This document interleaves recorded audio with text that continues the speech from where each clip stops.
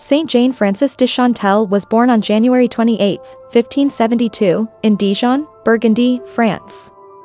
She died on December 13, 1641, in Moulins, France.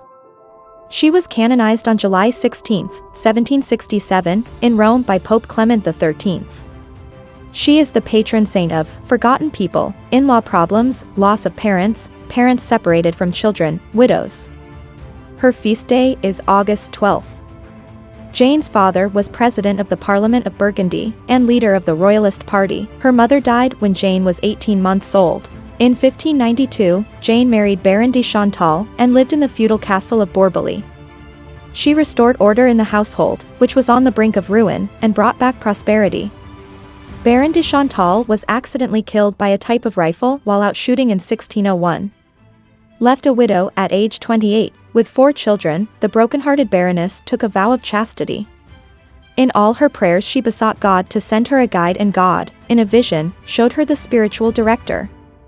She was obliged to go and live at Monthelon in the home of her father-in-law, who was ruled over by an arrogant and wicked servant. During Lent, 1604, she visited her father at Dijon, where Saint Francis de Sales was preaching at the Saint Chapelle. She recognized in him the mysterious director who had been shown her, and placed herself under his guidance. Then began an admirable correspondence between the two saints. She had assured the future security of her children, and she provided for the education of her 14-year-old son, named Cels Benign, whom she left to her father and her brother, who was the Archbishop of Bourges. Then she left for Annecy, where God was calling her to found the Congregation of the Visitation with Saint Francis de Sales. She took her 2 remaining daughters with her, the elder having recently married the Baron of Thorens, a brother of Saint Francis de Sales. Her son, Cels Benign, barred his mother's way by lying across the threshold. Jane de Chantal stopped, overcome. Can the tears of a child shake her resolution?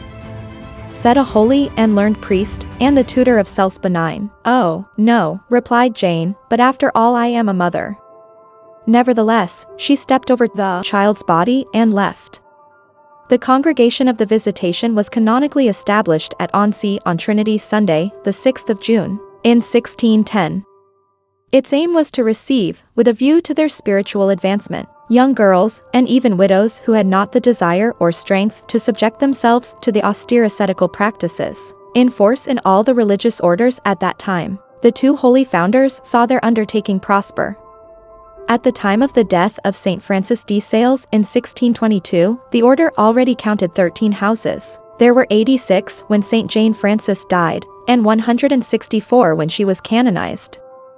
The remainder of the saint's life was spent under the protection of the cloister in the practice of the most admirable virtues. Her reputation for sanctity was widespread. Queens, princes, and princesses flocked to the reception room of the Visitation.